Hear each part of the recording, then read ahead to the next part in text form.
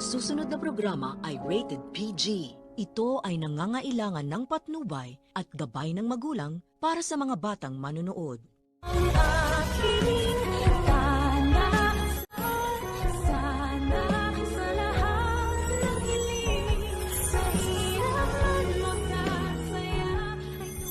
Kontrabida is the new bida talaga ang peg dito sa abot kamay na pahirap. Dahil habang sina Annalyn at mga kakampi niya ay abot kamay na ang walang katapusang kahirapan, ito namang sina Moira, Zoe at Balahadja ay nagdidiwang na naman dahil tagumpay na naman ang plano ng mga loko-loko. Napaniwalain nga itong si Robert na malinis ang mga konsensya nila at hindi sila ang may kagagawan kaya nawawala si Lolo Pepe.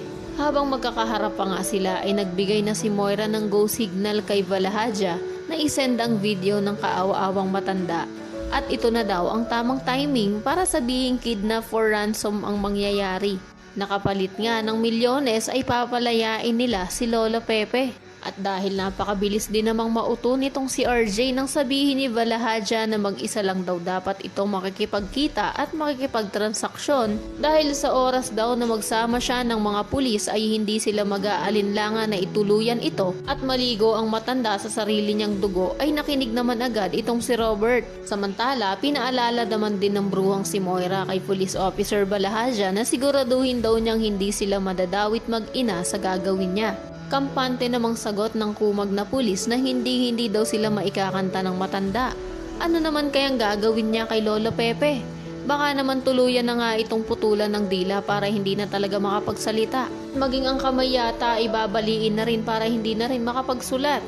Sa kabilang banda, dahil panay na lang sa kontrabida pumapabor itong si Direk, kaya pati si Harry na kampi sa mga bida at to the rescue kay Lynette ay nadamay pa sa karahasang dulot nitong si Direk. Pagkat nang tangkain niya ngang itakas ang nanay ng batang doktora ay hindi sila nagtagumpay.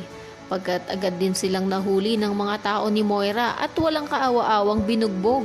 Kaya naman kinaumagahan nang hanapin na ni Lynette ang anak ni Carlos ay hindi na niya ito makita. Tinuluyan na nga kaya nila ang anak ni Carlos? Yan ang mga dapat nyo pang abangan.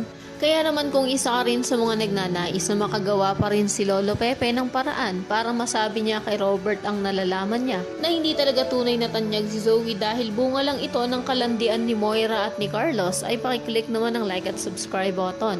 Maaari ka ring mag-iwan ng komento sa ibaba para sa iyong mga saluubin at suwestyon. Maraming salamat sa iyong panonood.